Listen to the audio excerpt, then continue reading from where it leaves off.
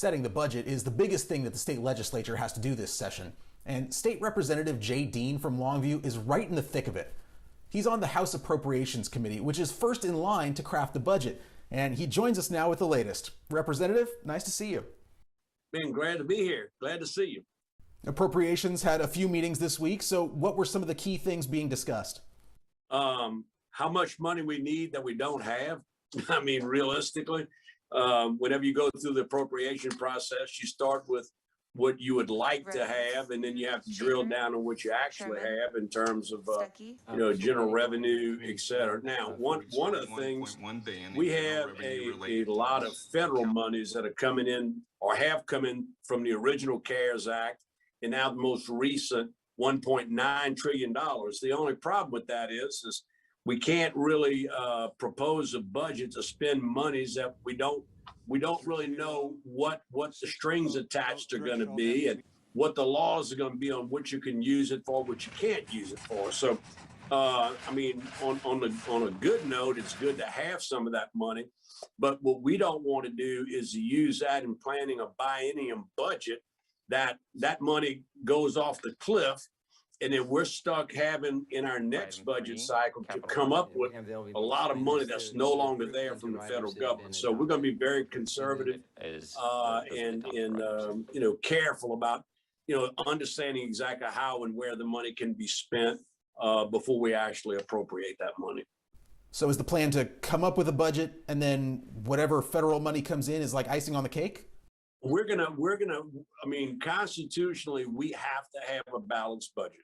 And we're going to do that based on the monies that we know we have, your general revenue monies, et cetera. The monies that we have, we know. The comptroller's given us some estimates on what we think that, our tax collections are going to look like. So we have to stay within our means, and that's what we intend to do. Last we heard, the state comptroller said the budget shortfall would be north of $900 million because of the pandemic. Is that still the figure you're working with? Oh, no. We, thank God that, the Texas economy, man, is catching back up pretty quick. So we thought we might be, somewhere in that range.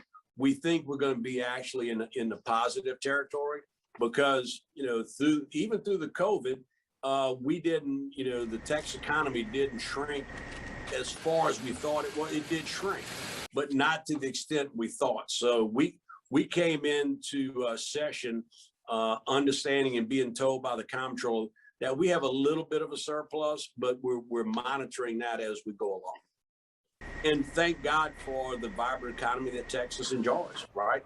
I mean, there's very few states that are in the position that we're in. And so we're going to manage our way through it and have a balanced budget, and we're not going to spend money we don't have. And we'll wait to see what all the federal monies look like and what all the strings attached are going to be, and be very careful about how we spend that money.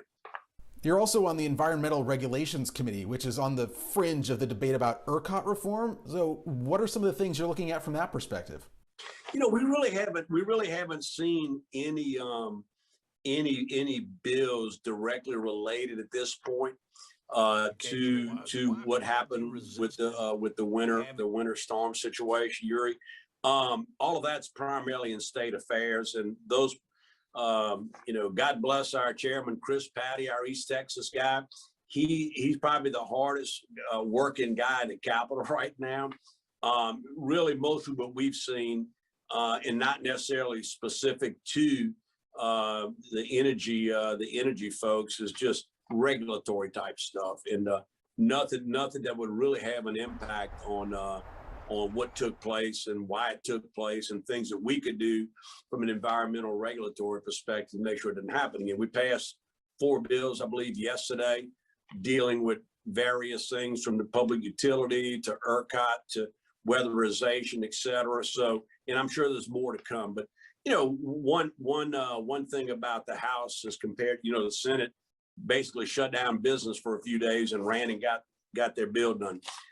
We like to say that the House is more the grown-ups in the room, and we sort of take our time and we do it methodically to make sure we don't leave any stones unturned. So I think with Chairman Patty's leadership, with the leadership obviously of our speaker, we're taking a methodical look at things and make sure we cover all of our bases.